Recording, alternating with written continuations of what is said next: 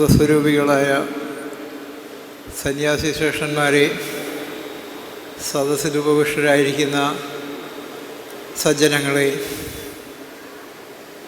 93ാമത് തീർത്ഥാടന ആരംഭമാണ്.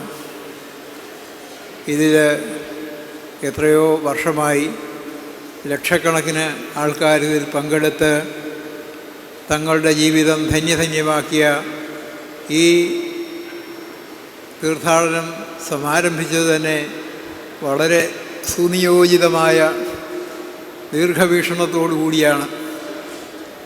അത് ലോകത്തിലെ എല്ലാ മുക്കിലും മൂലയിലും തീർത്ഥാടനത്തിൻ്റെ പുണ്യം, ധന്യത അതെല്ലാവർക്കും കിട്ടുന്നു. തീർത്ഥാടനം, തീർത്ഥത്തിലേക്ക് അടനം ചെയ്യുക, നടക്കുക, പോവുക, ഈ തീർത്ഥത്തിൽ വന്ന് ഇവിടെ നിന്ന് തീർത്ഥാടനം കഴിഞ്ഞ് ഇതിൽ മുങ്ങിക്കുളിച്ച് മടങ്ങിപ്പോകുമ്പോൾ നമ്മൾ വന്നത് കാലിയായ മനസ്സുമായിട്ടാണെങ്കിൽ ബ്രഹ്മചൈതന്യം തുളുമ്പുന്ന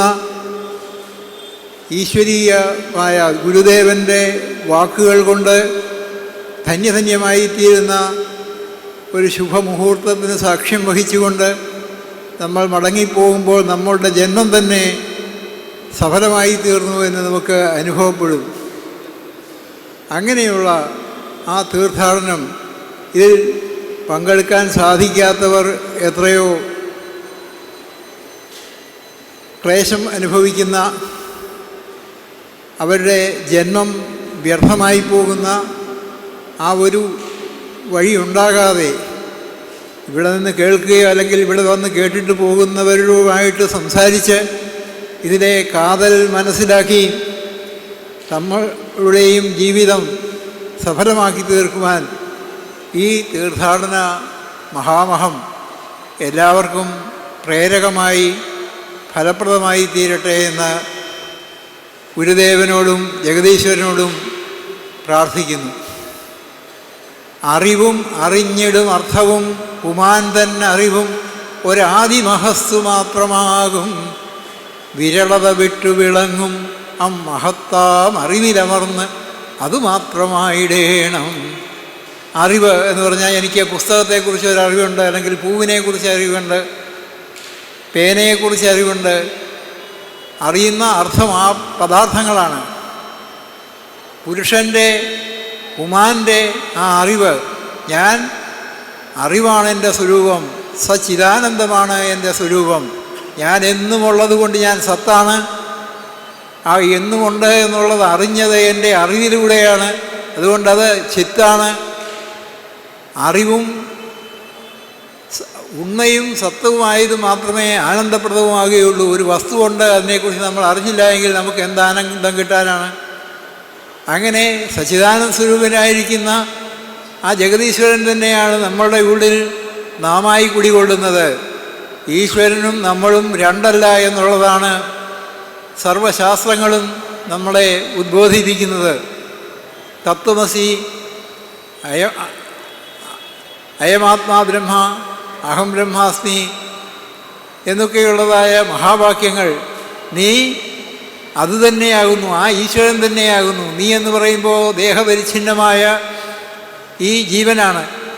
ജീവൻ്റെ ഈ ഉപാധി നമ്മളെപ്പോൾ ജനിച്ചോ അപ്പോഴാണ് സ്വീകരിച്ചത്. ജനിക്കുന്നതിന് മുമ്പ് ഈ ശരീരമില്ലായിരുന്നു, മരിച്ചു കഴിഞ്ഞാലും ഈ ശരീരം ഉണ്ടാകില്ല. എന്നാൽ നമ്മൾ അന്നും ഉണ്ടായിരിക്കും. നമുക്ക് ഈ ശരീരനാശത്തോടു കൂടി നാശമുണ്ടാകുന്നില്ല.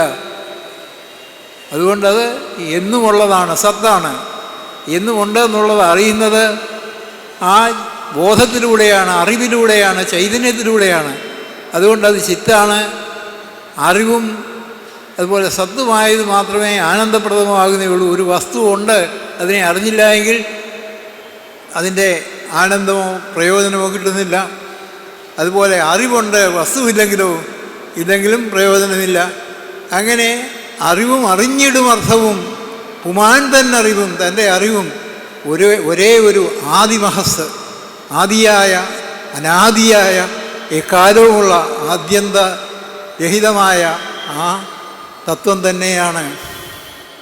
വിരളത വിട്ട് അതിന് ഒരു വിരളതയുമില്ല, എല്ലായിടത്തും ഇടതൂർന്ന് നിൽക്കുകയാണ്. ആ മഹത്താം അറിവിലമർന്ന് ആ അറിവ് തന്നെയാണ് തൻ്റെ സ്വരൂപമെന്ന് അമർന്ന് അതുമാത്രമായിടേണം എന്നാണ് ഗുരുദേവൻ നമ്മളെ ഉപദേശിച്ചത്. അതാണ് ഇവിടെ വരുന്ന തീർത്ഥാടകർക്ക് പുതുതായി ഉണ്ടാകേണ്ടത്, അല്ലെങ്കിൽ നേരത്തെ ഉണ്ടെങ്കിൽ അതിനെ ഊട്ടി ഉറപ്പിക്കണം. അത് ഉറച്ചു കഴിയുമ്പോൾ നമ്മളുടെ ജന്മം തന്നെ മനുഷ്യനായി ജനിച്ചത്, മനുഷ്യനല്ലാതെ മറ്റൊരാൾക്കും ഈ തത്വത്തെ അറിയുവാൻ സാധിക്കുകയില്ല. ഈ തത്വസാക്ഷാത്കാരത്തിന് ഇടവരുന്ന ഈ മനുഷ്യജന്മം ഭഗവാൻ നമുക്ക് തന്നത് ഇതറിഞ്ഞു പോകാൻ വേണ്ടിയാണ്. അപ്പോൾ ഇവിടെ വന്നു കഴിഞ്ഞാൽ ഈ തത്വത്തെ അറിഞ്ഞിട്ട് വേണം ഈ മനുഷ്യലോകത്ത് നിന്ന്, ഈ ഭൂമിയിൽ നിന്ന് അന്ത്യശ്വാസം വലിക്കാൻ. അങ്ങനെ വിരളത വിട്ട് വിളങ്ങുന്ന ആ മഹത്തായ അറിവിലമർന്ന് അതുമാത്രമായിടേണം. അഹമഹമെന്നറിയുന്നതൊക്കെ ആരായുകിൽ അകമേ പലതല്ല ദേഹമാകും. ഞാനെന്ന് എല്ലാവരുടെയും ഉള്ളിലിരുന്ന് വിളങ്ങുന്ന ആ തത്വം, ശരീരം വേറെ വേറെയാണെങ്കിലും ആ തത്വം പലതല്ല, അത് ഏകമാണ്. അതിന് യാതൊരു വിരളതയുമില്ല. വിരളത വിട്ട് വിളങ്ങും ആ മഹത്താം അറിവിലമർന്ന് അത് തന്നെയായിട്ട് തീരണം എന്നൊക്കെ ഗുരുദേവൻ ഉപദേശിക്കുന്നത്, നമ്മളുടെ ശാസ്ത്രങ്ങൾ ഉപദേശിച്ചിരിക്കുന്ന ആ തത്വത്തെ ഒരു ചിമിഴിലാക്കിയതുപോലെ ഈ ആത്മോപദേശത്തിലും ഒക്കെ ആക്കി നമുക്ക് പഠിക്കാനും ചിന്തിക്കാനും ജീവിതത്തിൻ്റെ ലക്ഷ്യം കണ്ടെത്താനുമൊക്കെ ഗുരുദേവൻ നമുക്ക് വിട്ടുതന്നിരിക്കുന്നതാണ്. അതറിഞ്ഞ് ഈ ജന്മം സഫലമാക്കുവാൻ ഈ തീർത്ഥാടനമൊക്കെ നമുക്ക് ഉപകാരപ്പെടട്ടെ, അതിനു വേണ്ടിയായി തീരട്ടെ എന്ന് ഗുരുദേവനോട് പ്രാർത്ഥിച്ചുകൊണ്ട് 93 വർഷമായി നടന്നു വരുന്ന ഈ തീർത്ഥാടനത്തിൻ്റെ പരമപ്രയോജനം ഈശ്വര സാക്ഷാത്കാരമാണ്. ആ ഈശ്വര സാക്ഷാത്കാരം ഉണ്ടായിരുന്നെങ്കിൽ നമ്മളുടെ ജന്മം തന്നെ പശുപക്ഷി കീടപതംഗാദികളെ പോലെ ആഹാരനിദ്രാഭയ മൈഥുനാദികളിൽ മാത്രം മുഴുകി നമ്മളുടെ ജീവിതത്തെ വ്യർത്ഥമാക്കി കളയാനുള്ളതല്ല. ഈശ്വര സാക്ഷാത്കാരം നേടുക, അതിന് ജഗദീശ്വരനും നമ്മളുടെ പൂർവികരായ ഗുരുക്കന്മാരും സർവോപരി നാരായണ ഗുരുദേവനും എല്ലാം നമ്മളെ എല്ലാം അനുഗ്രഹിക്കട്ടെ എന്ന് പറഞ്ഞുകൊണ്ട് അധിക സമയം ഞാൻ എടുക്കുന്നില്ല. ഓം ശാന്തി ശാന്തി ശാന്തി. ഹരി ഓം.